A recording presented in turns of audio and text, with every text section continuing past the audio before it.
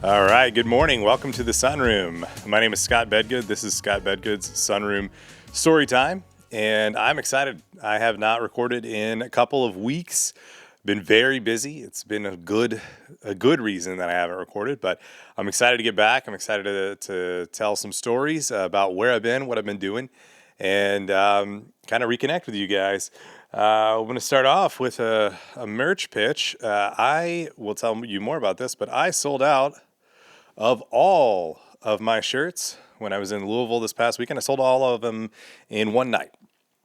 So we'll talk about that, but I am putting in a new order for shirts. So if you would like one, I can ship it to you. They're $35. Shipping is $10, and I'll get it to you. But I'll have smalls through double XLs. But these shirts are very popular, as you'll hear about more.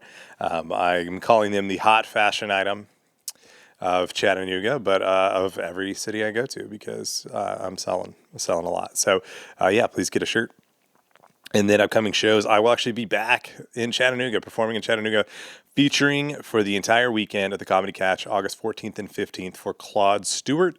Claude Stuart, very experienced comic, known as the high energy, or like a very high energy comic.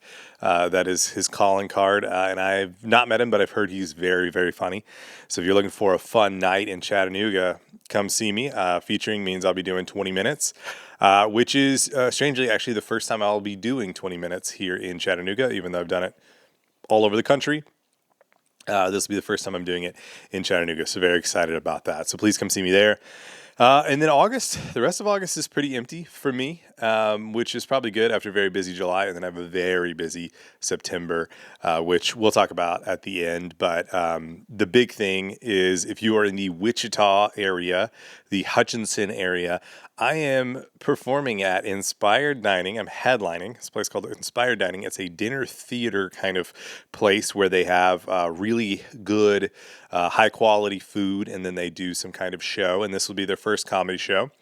And to fit with my style, it won't be a fancy dinner. It'll be like really good burgers, really good kind of cookout type food, which I'm actually excited about, because I'm not like a fancy dining guy. I'm a really good burger guy. So that's going to be awesome. If you are in that area, it's technically in a town called Pretty Prairie, Kansas. And boy, it is a prairie, and I'm excited to go out there. But yeah, the Wichita area, please come check me out there. I'll tell you about the rest of my stuff after this episode. But for now, let's get into the episode where I'm going to talk about where I've been the last couple of weeks, including our trip to North Carolina, and then mostly focusing on Louisville Comedy Club. And so let's get into that. This is the 19th Sunroom Story.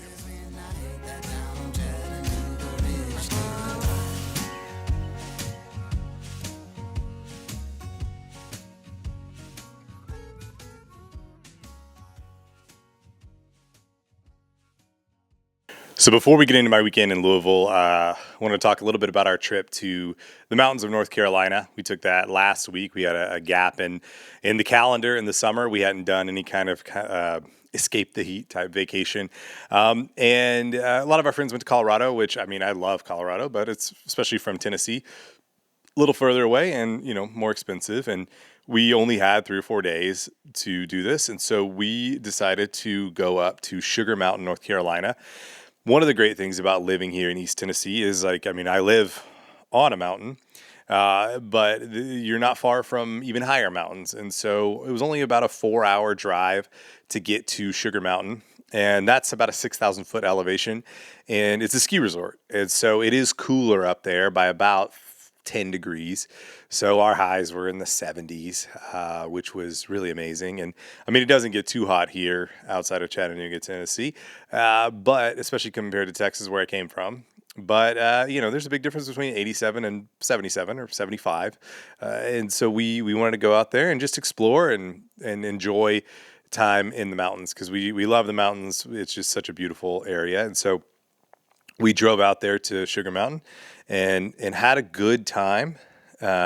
Stayed in a ski resort condo, and rode the ski lift up the mountain, which my boys just really loved, because ski lifts are exhilarating because it's pretty terrifying. You're like, I could fall off this. at any time. And when you ride a ski resort in the summer, I think it's even more terrifying because when you ride a ski lift in the summer, it's more terrifying because when I'm on a ski lift in the winter, I'm wearing skis and I'm looking down at the snow and I'm like, if I fell, theoretically, I could try to land on my skis and just keep going, or at least I'm falling in the snow. In the summer, you're like, those are just rocks or, hard ground. But it was really fun. And then there's an alpine coaster there that we love to do. And then there's Grandfather Mountain, which is a mountain that you could drive up to the top, and it's got beautiful views, and it's incredibly windy and all of that. And this was the area that we had visited before we moved here to Chattanooga. When we were looking to move from Texas, we thought, wow, like that Boone, North Carolina area, this is a beautiful area. It's cooler. It's in the mountains. Like maybe this is where we want to move. And so we took a trip when my son is now 3, when he was a 3-month-old and my 6-year-old was a 3-year-old. And we went out there and we just loved it. It was so beautiful. It was in the fall. It was October, so it was like 60 degrees, when in Texas it was still in the 90s. And we were like, man, this is an unbelievable part of the world, but it was too far from Texas because we had to fly to Charlotte, drive like 2.5, 3 hours into the mountains. And it just was like, if we ever wanted people to visit us, it just wasn't doable. So kind of give up on the whole idea, but we still had our mindset on Eastern, like on the Appalachian region, out here in kind of Tennessee, North Carolina, but we didn't know where. And it wasn't until somebody told us about Chattanooga that we were like, maybe that's what we're looking for. But we have that whole area, Sugar Mountain, Beach Mountain, North Carolina, Boone, holds a very special place in our hearts because of that. And so to get back out there, because the year after we were there, to the day, was when Helene hit and just like destroyed so much of that area. And we would have been stranded in our cabin on Beach Mountain if we had been there when it happened. So to go back now, less than 2 years really after all of that, and to see how much has been rebuilt. There are a lot of new buildings there, but you really wouldn't even know, at least in the areas that we went to, Banner Elk and those kind of areas, you really wouldn't even know that anything happened if you weren't aware, if you weren't looking for signs. So really amazing work that those people have done to rebuild and to welcome tourists, to welcome visitors, because that's what their economy is based on. But such a beautiful area. If you're anywhere close, I would highly recommend going to visit there. It was really great. So then came back and then had a day, and then I immediately the next day drove up to Louisville, Kentucky. A place I've never been, but a place I love talking about because of the whole idea. How do you say this name? Is it Louisville? Is it Louisville? Is it Louisville? Is it Louisville? Everyone tells you you're saying it wrong all the time. And so I was pumped because that's the only thing I knew about Louisville, was that there's this, whole controversy or whatever about how to say the name. And so I knew I could lean into that. But what I'm really loving as a comedian is going to these different cities, different towns, and trying to pick up on what are the things that I can make jokes about that show the people that I have taken an interest in their city, in their town, and that I've noticed some absurdities or whatever. And then that allows me, one, to work on writing unique jokes, but also it endears me to that audience because, hey, I've actually noticed some things about you guys, right? I clearly am not from here, and I've noticed X, Y, and Z, and here's things that, and trying to do it in a way that's not just it's not cliche, that's not necessarily something they've heard before, is a big challenge. Because I also, if I've never been to a city, I don't know what every other comedian says when they come into town. And so, I have some jokes. I actually didn't do any of them in Louisville because I was able to come up with enough unique jokes. But I have some jokes that I'm like, I can kind of do this in any city and tweak it to sound like it's for your city. But with Louisville, I drove from Chattanooga, and there's two routes you could take. There's one that takes you kind of on the main interstate through Nashville, through Lexington, and then into Louisville. And that's like, I think I probably would have gotten less of a feel for the culture of the state of Kentucky if I did that. But instead, I did what I'll call like the mountain route, which goes straight north from Chattanooga through the mountains of East Tennessee into Kentucky, where it's kind of mountainous, kind of hilly, very rural in a lot of areas on some really small roads, but seeing lots of like political signs, lots of small businesses, just getting a much better feel for the state. And so I think that was actually a really good choice for my own ability to write jokes about, Kentucky. And so I was working on those, and so we get to Louisville, and I was featuring for Chris D'Elia, and Chris D'Elia is very successful, and this was a big comedy club. It holds about 300, and we did 4 shows, and I don't know that any of them were fully sold out, but they were all like really packed. So, I mean, at least probably 250 tickets or more for each show. And so, I mean, doing great. So Chris put me up in a really nice hotel right across the street from the Louisville Comedy Club, right downtown on Whiskey Row in Louisville, right by, near the Ohio River downtown. This is a historic hotel. The hotel was called Hotel Distill. Pretty hilarious how much in this city is about bourbon. I mean, they even told me when I checked in, they were like, hey, at 7:33 or something every night, we have a old-fashioned toast, a toast to the end of Prohibition, and you get a free old-fashioned if you're down here. Well, of course, we were doing shows each night, but just everything there is just bourbon, bourbon, bourbon, bourbon, bourbon. But the hotel was really nice. It was really cool. Definitely the nicest setup I've had as a comedian. And I mean, even the hotel came with like complimentary breakfast at the nice restaurant, not like continental breakfast, but like a, cooked hot breakfast that I made to order, and credits for the restaurant, which they said was the nicest steakhouse in town. So I paid for like no meals the whole weekend, which is incredible, and got really good food. But that was really fun actually to be right across the street from the comedy club because didn't have to get ready that early, didn't have to leave that early. But yeah, I went over there. The show was at 7. Got over there 6:30 or something. Set up my camera and met 2 guys, Sam and Joe, who are brothers, and they work with Chris to film. If you follow Chris on social media or anything, he's got one of the things that he does incredibly well is put out clips, right? Crowd work clips or just funny things that happen during the show. Really well done. Well, that is credit to Sam, and then and Joe. They they're kind of they know Chris well. I've only worked with Chris at one other time at the Ryman. But anyway, so yeah, those shows went great. The first show was really interesting. And this is something I want to like talk about a little bit about just what it's like being a comedian, doing so many different shows on a weekend. Every crowd is so different and has such a different personality. And I don't have any explanation for what makes any crowd different than another. And there's dynamics related to the place that you live in, but there's also dynamics related to literally just that crowd.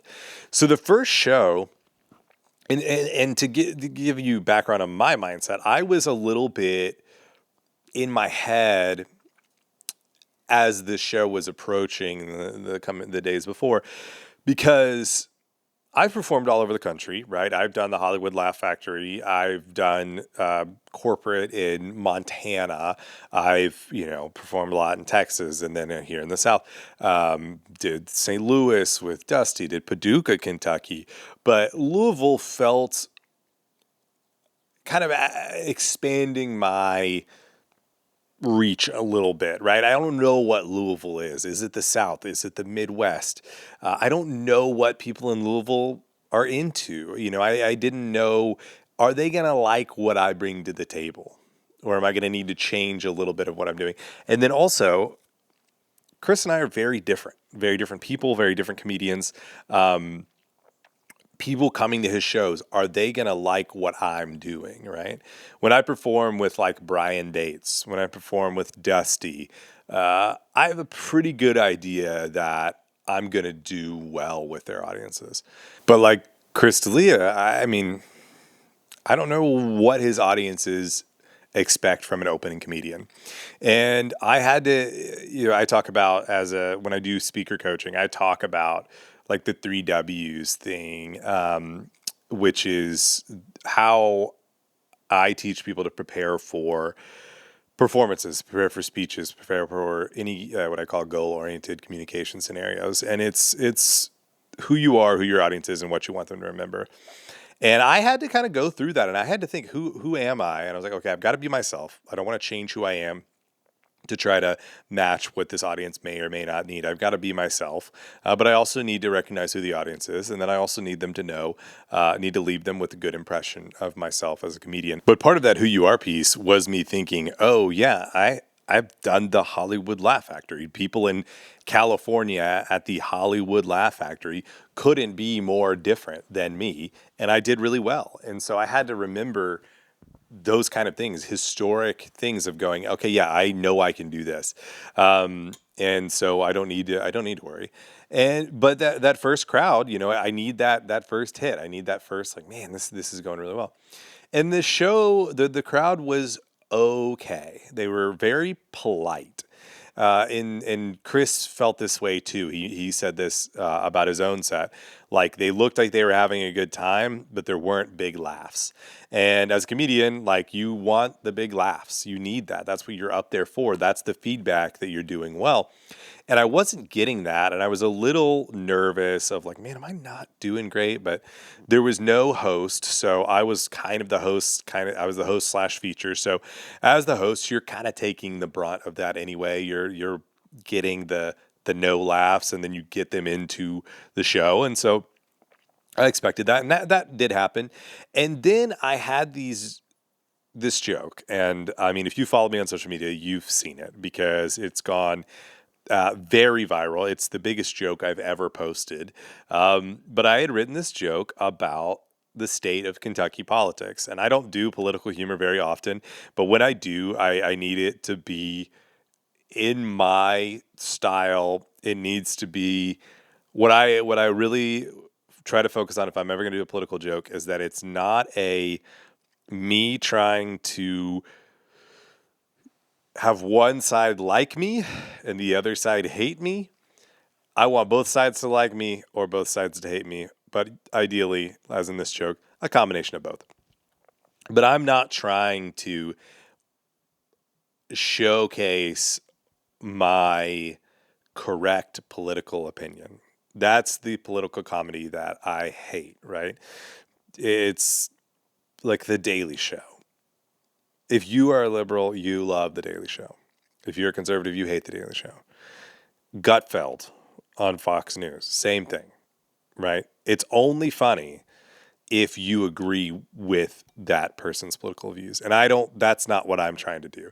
If I'm going to make political jokes, it's got to be poking at the absurdity of the entire system or the entire situation.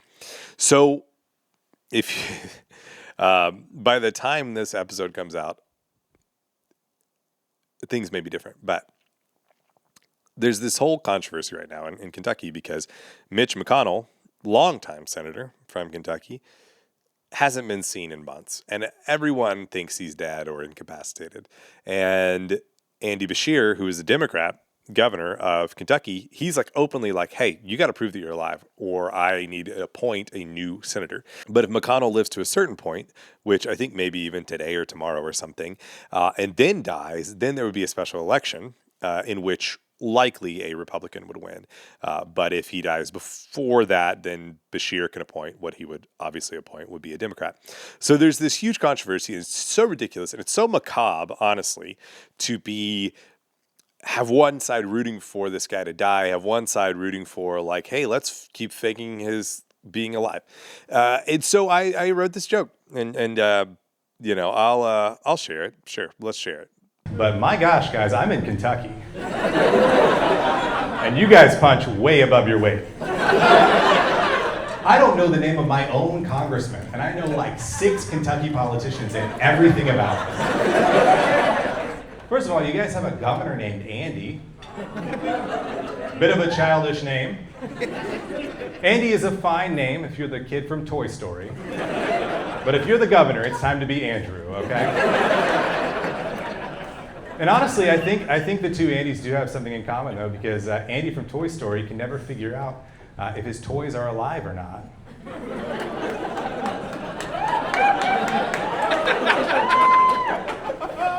And Governor Andy can't figure out if Mitch McConnell is alive or not.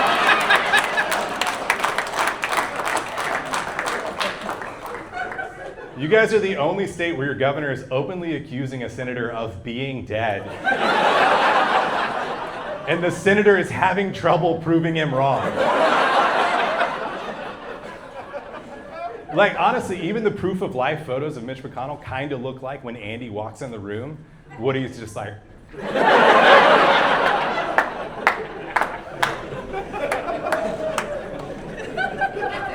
I do think the state of Kentucky politics makes sense when you consider that the 2 most successful entrepreneurs from this state are Colonel Sanders and Papa John. It's like, oh, how'd this go so wrong? As you can see, it went well. That video is from the second show of Friday night, but the first show went so well I was shocked. Like, the biggest laugh I got, an applause break.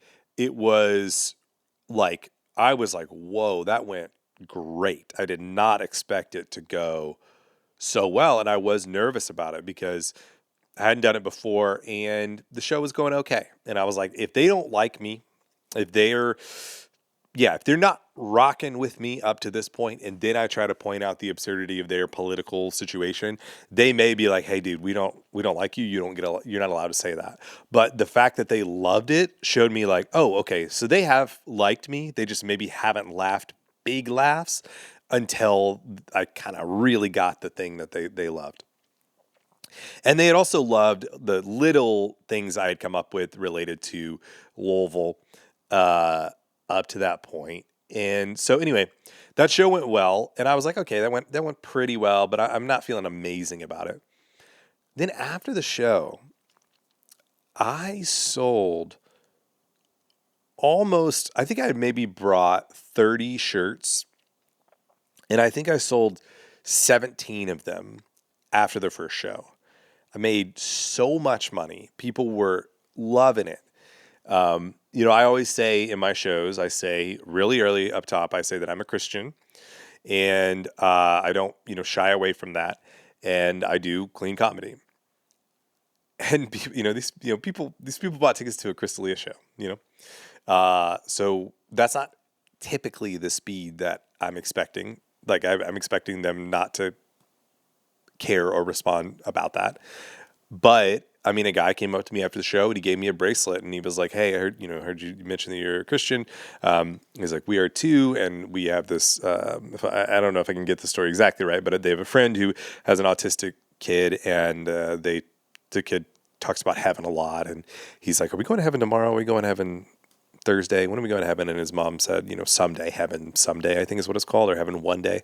And so that's what the bracelet said. And he gave it to me, and I was like, man, that was like, it was unbelievable how nice the audience was, how supportive the audience was. And I was like, okay, well, they had an incredible time.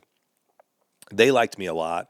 They followed me on Instagram. They were like, please come back, even though the laughs weren't like there, like I hoped they would be. And so that's like the crowd dynamics. It's just strange, right? Polite crowd, maybe didn't think they were loving it, and they ended up absolutely loving it. But then the second show, I texted my wife afterwards, and I was like, I think that was the hottest set of my life.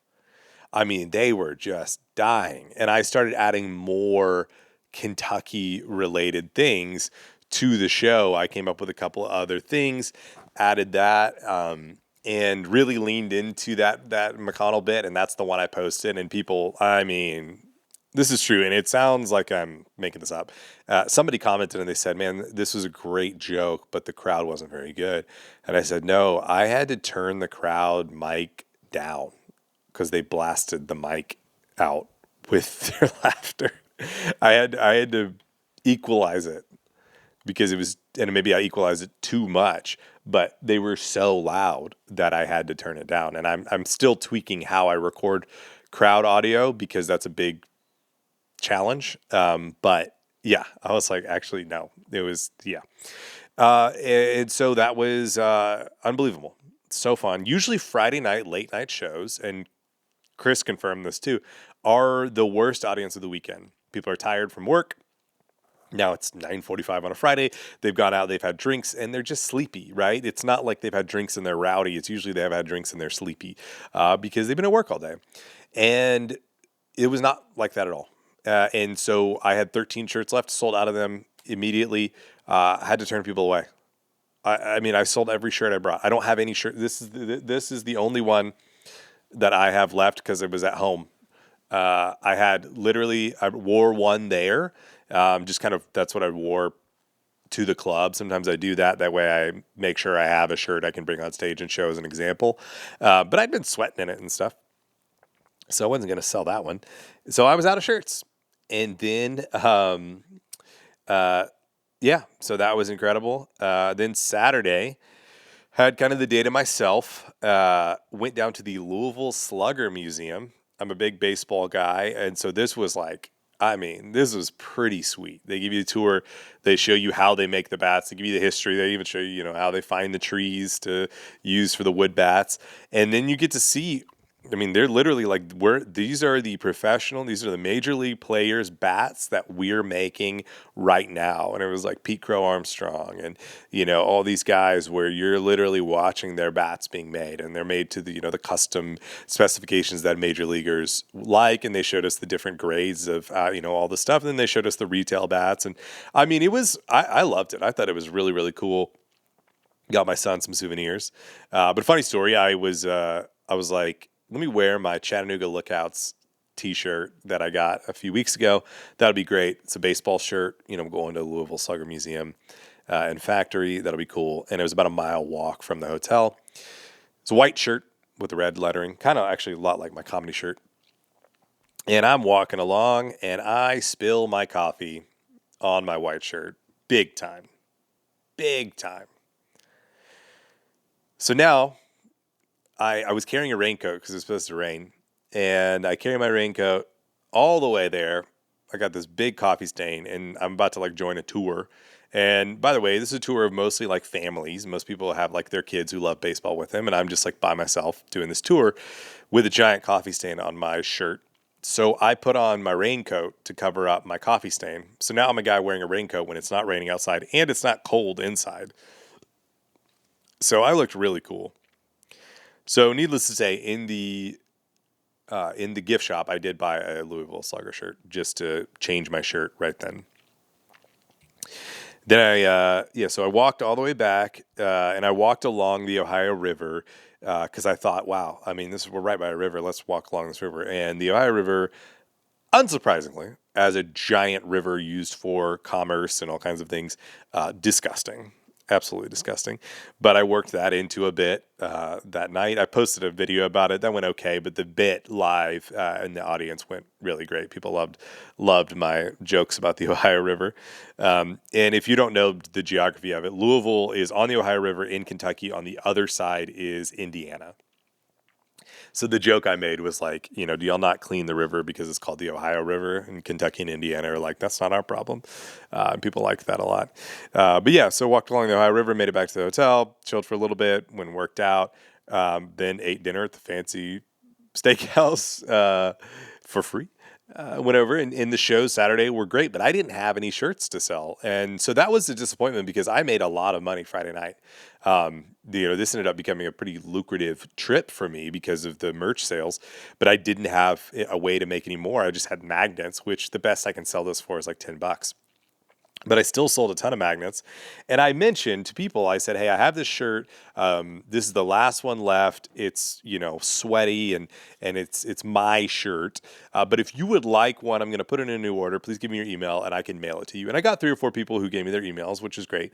But then I forgot, I think it was after the second show. Yeah, after the second show, lady came up to me and she goes, my husband wants me to buy this shirt. And I was like, I'm so sorry. I was like, I can get an email, but I can't, this is the only shirt I have left. And it's like a, used one. She goes, no. He told me he wants me to buy this used shirt. And I was like, are you sure? And she goes, absolutely. So I sold my sweaty used shirt for full price. And then he came up to me afterwards and I was like, you're going to want to wash this. He goes, I know, man. And then he took a picture with me holding the shirt. So I even sold a used shirt. That's how good the audience was. That's how good the weekend was. But yeah, I had a lot of fun. After the show, was hungry, wanted to get some tacos, or wanted to get food, and the only place that was open was a place called Zombie Taco that played the loudest music I've ever heard in my entire life. And there was like no one was like dancing. People were trying to have conversations. Anyway, that's I posted a video of that on Instagram, and like somebody who doesn't even live in Louisville was like, are you at Zombie Taco? And I was like, yeah. They're like, yeah, that's notoriously the most annoying place in the world. But food was good, but my gosh. Anyway, great weekend overall. Great trip overall. And yeah, a lot of fun in Louisville. Just comedy it's amazing. It's so much fun going to these places that you're not going to go on vacation, but getting to experience it and getting to do it. I've done like the theater shows with Dusty where it's like theater one night and then you go to a next city and theater another night. And that's fun, but you don't see the city as much because you're kind of on the move. But staying in a place and doing the 4 shows and really getting to meet people, getting to see the city. I mean, I only saw the downtown of Louisville. There's a ton more to explore. Louisville's a lot bigger than I thought it was. So I can't claim to have seen all the cool things of Louisville, but just feeling the energy of a town it's just, I mean, as a guy who I grew up traveling a lot, I love travel. The idea of traveling for work has a little appeal to me. When I think about my brother-in-law travels a ton for work. But that seems like that would get old really fast because, it's, at the end of the day, you're just going to a different conference room or, whatever. But traveling for comedy is, at least right now, while I'm still early in it, it's very exciting. I think it's really fun no matter what city it's in, like I'm trying to go to Cincinnati. I'm trying to go to like all these places that you're not taking a vacation to, but have their own unique energy and feel. And I love all that. So that's story number 19 on Sunroom Storytime.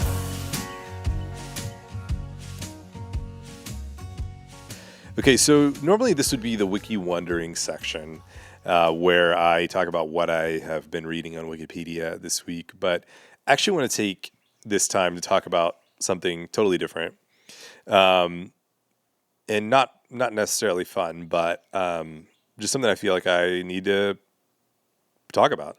When I was in North Carolina, I opened up my phone to Instagram and I saw the shocking and devastating and, I mean, hard to process news of the death of Glen Hansard, the lead singer of The Frames, the lead singer, co-lead singer of The Swell Season, the Oscar-winning star of the movie Once, one of the greatest songwriters, singers,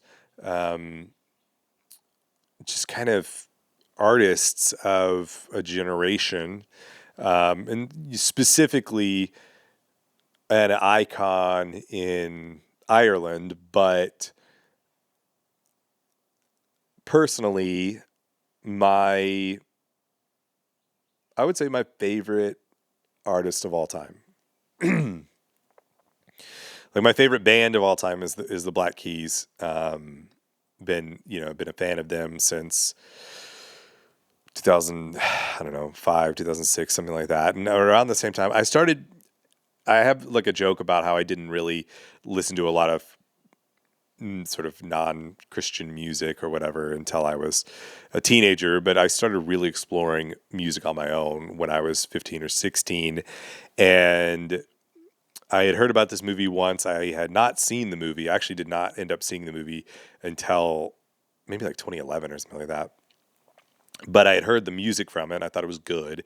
But I was reading, about this guy, Glen Hansard, and it was like, hey, actually, he's like the lead singer of like a kind of a more rocking band called The Frames.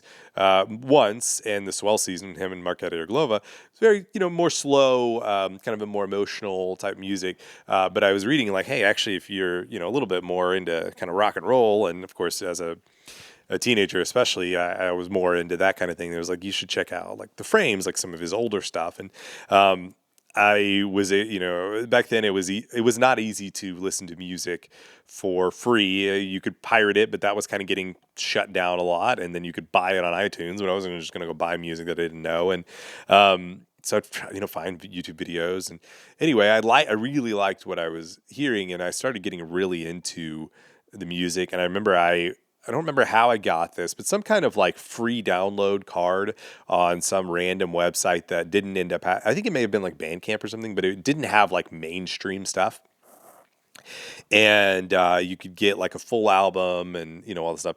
And the only album they had of The Frames, because I wanted to listen to more of The Frames, the only one that they had was this album called Breadcrumb Trail, which was a live album from 2002 that The Frames had recorded in the Czech Republic.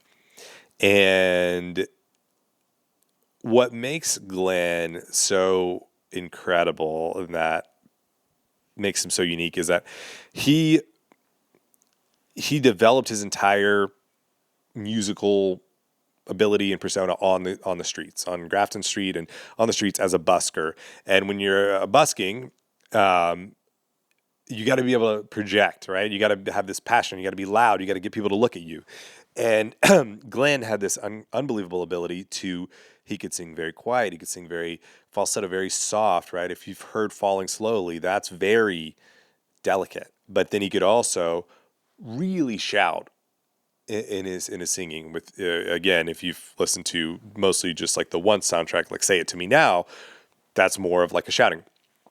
And so Glenn's appeal was live. And so this live album, Breadcrumb Trail, was incredible because it captured all of that in a very intimate setting, but it captured every piece of what made him special. And I memorized that album. To this day, I have every word memorized, including the banter. He does a lot of storytelling. He's a very funny guy. He's very obviously, introspective guy. And so his stories, his kind of rambling stories leading up to songs are really amazing. I mean, one of his most heartbreaking songs is called What Happens When the Heart Just Stops. Right? Just that title, you're like, oh my gosh. But I remember the preamble to that song. He goes, this song is about waking up drunk in your ex-girlfriend's garden, forgetting that you don't love her anymore and she doesn't love you anymore. And like, it's funny, but then heartbreaking. Like, he's just got this aura about him, even at that time when he was, younger, in his 30s or whatever. But then goes, once makes him a global star. He tours with the Swell season with Marquetta for a while. And they're kind of this, they were dating. They were this darling couple, basically. They end up, breaking up, but I guess staying fairly amicable. I think they toured even after they broke up. Glenn went on to put out a lot of really, really good solo albums that I think, kind of were a mixture of a little bit more rock of The Frames, but then he's older. He's got, there's the more folky kind of feel of the Swell season. And those were really good. But I still really loved those older Frames albums. There was another live album called Set List, which was recorded at Vicar Street in Dublin. And that one is a lot more rocking, a lot more kind of raw rock energy than even Breadcrumb Trail, which, still had a lot more of the folk feel to it even back then. But Set List, I think, is maybe one of the Frames' most famous albums. And I also memorized that one. It has Revelate, which I think is probably my favorite Frames song, maybe one of my favorite songs of all time. Maybe my favorite song of all time. And so that album was really cool. And I've talked about this on the episode Lost in Wales about my wife and I's trip in 2019 to Wales or to Ireland, and then Wales, and then Liverpool. And so I talked about this, but I'm going to talk about it again because of obviously the relevance of what's transpired. But we had seen Glen at the Majestic in Dallas in maybe 2017 or something. And that was a really great moment for me, really important thing. But it's a theater. We're a little further back. It was really cool, but it didn't feel exactly like I wanted it to be as my first time seeing this guy. When I was a teenager in East Texas and I'm listening to the sounds of sort of Ireland, of just really getting into what all of that meant and exploring even Irishness, and it transported me to another world, and that world being Ireland. And I have Irish heritage and, all of that, but it's not something that I'm very connected to. And it just felt so powerful and deep in all of these things. And so it was cool to see him in Dallas. But when my wife and we planned to go to Dublin and explore Dublin for the first time, and I thought, you know what? Let's go to see a show at Vicar Street, the concert venue that Set List, the album, had been recorded at, because I just want to see a show there. I just want to see Vicar Street because I've listened to this album so many times. It would be cool. And we were only in Dublin for 2 days, and this was about 6 months before the trip. And I look at the Vicar Street concert listing and see Glen Hansard himself is performing at Vicar Street on one of the 2 days that we're going to be in Dublin. Pretty unbelievable coincidence. Or maybe I don't believe in coincidences and say it was a God thing. But we were like, we have to go. We'll make our whole trip fit around going to this concert. And we did.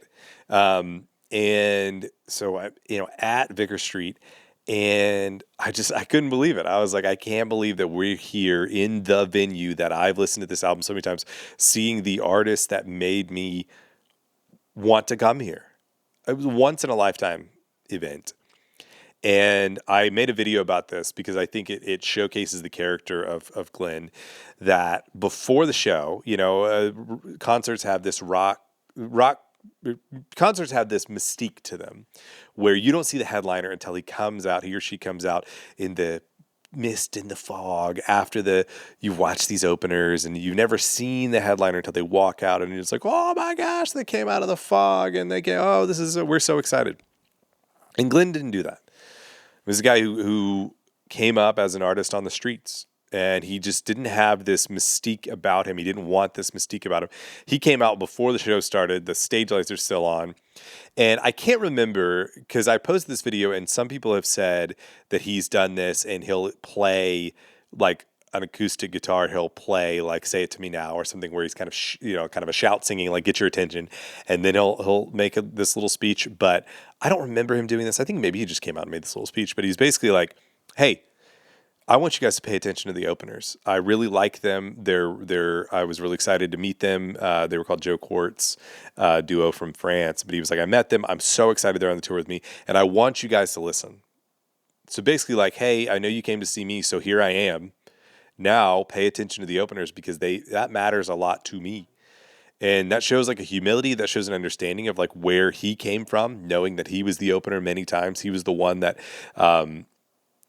he wanted people to be paying attention to him instead of the headliner. And so he was pointing that spotlight on others.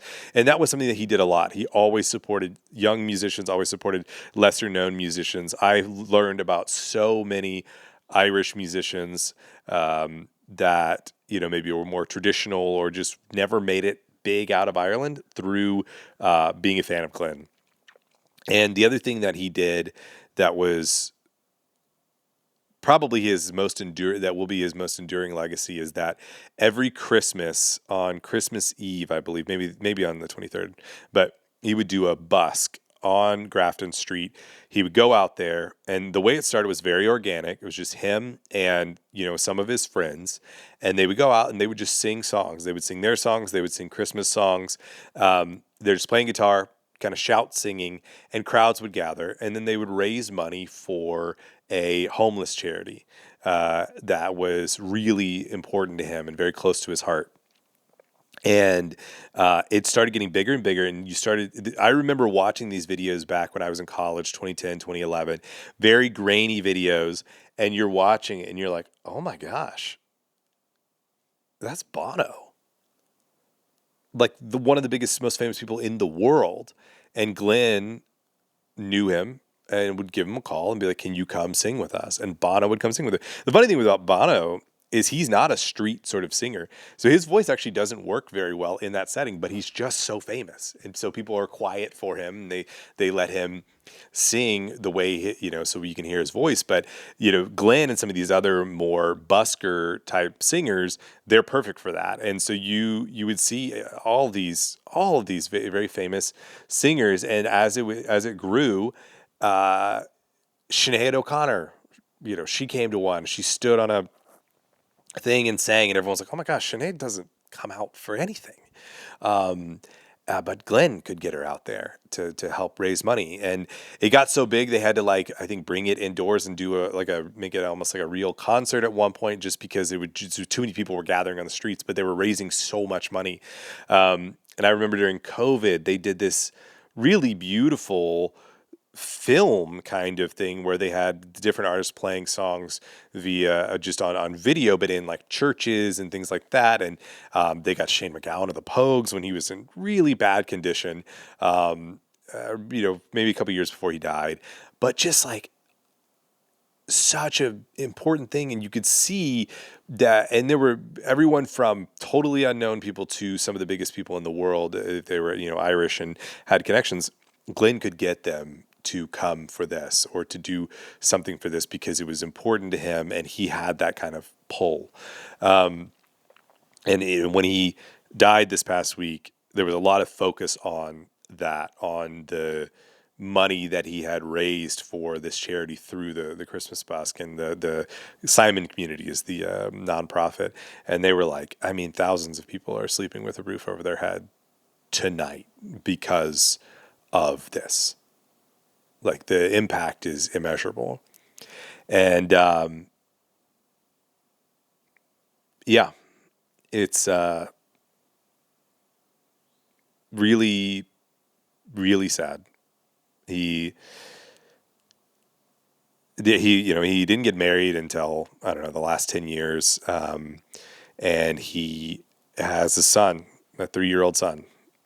That's the only, you know, his only kid, a 3-year-old son that I think everybody who knew him, who was a fan of him, you know, was just really happy to see him finally be a dad. As, you know, he's got this, you know, he had red hair, and then when red hair's gray, it's come this, you know, sort of beautiful white hair. And then, you know, just to see him with this 3-year-old son, and just, it was really sweet for a guy that's kind of spent his life traveling and touring and just always out on the go, to finally kind of have this slice of domestic life, and to have this son that he was really connected to, was named Christy, and I think probably named after Mick Christopher, who was one of Glen's close friends in the early days, who died a tragic death in his 20s, and Glen has spent his life honoring Mick.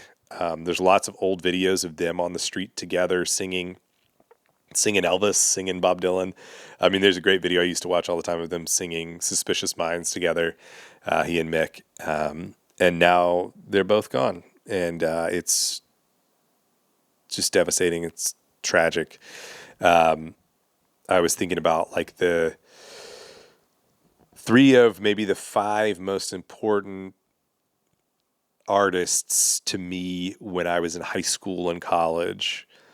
Like one of the bands that really got me into just listening to like rock music, non-Christian music, was Audioslave. Very hard band, very like, it's the members of Rage Against the Machine and then Chris Cornell, who was the lead singer of Soundgarden.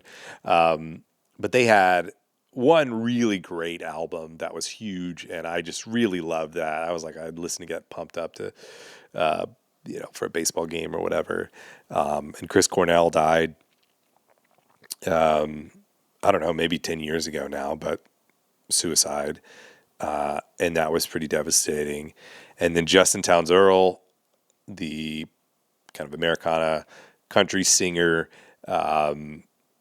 always struggled with addiction, always struggled with drugs, but talked about it very openly. And one of the best songwriters of his generation because of his ability to be honest about himself. And that was, maybe that was a huge appeal. I've talked about him before as well. Just a huge appeal to me to listen to somebody that could talk so openly about his own issues. And one of my favorites of all time, he died during COVID, overdose. And then now Glen.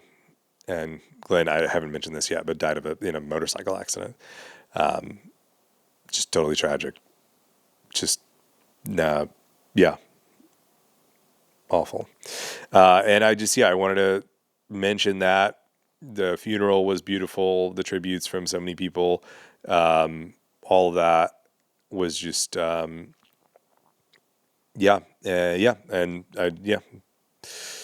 God bless you, Glenn. Rest in peace. And thank you for the music and the memories and the joy and all of that. When I was in Louisville, I was along the Ohio River, and on Breadcrumb Trail, there's a song. It's a cover of an American song, but they for some reason covered this as an Irish band in the Czech Republic, the Ohio Riverboat song, and I just couldn't get that song out of my head. I just was thinking about that the whole time. It's like the ghost of Glenn or something, but yeah. So no Wiki Wondering today because I wanted to talk about that. Bit of a longer episode, and that's fine because there was some stuff to talk about and had to get that out. But if you want to come see me on tour or whatever you want to call it, I'll be here in Chattanooga next weekend featuring for Claude, Stuart, August 14th and 15th. I'll be in the Wichita, Kansas area September 5th for that dinner theater headlining show. Limited tickets. You got to call a phone number to get it, but you can see that on my Instagram and stuff. Then after that, I will be, I'm doing Dusty Slay's Grand Ole Comedy Show at Zanies on September 8th. That's going to be a whole lot of fun. Haven't done one of his Grand Ole comedy shows yet, but I've heard they're just super fun. And then Legion Theater in Cartersville, Georgia with Big Rich Brock. Then Helium Atlanta, technically Alpharetta, Georgia. 5 shows at the end of September with Chris D'Elia again. So lots coming up. Going to be a lot of fun. Thank you for listening. Again, if you want one of these shirts, send me a DM on Instagram or Facebook or whatever, and I can ship it to you because I'm getting a new order in soon. But thank you for listening. This has been Sunroom Storytime. Oh my, it's been a long time.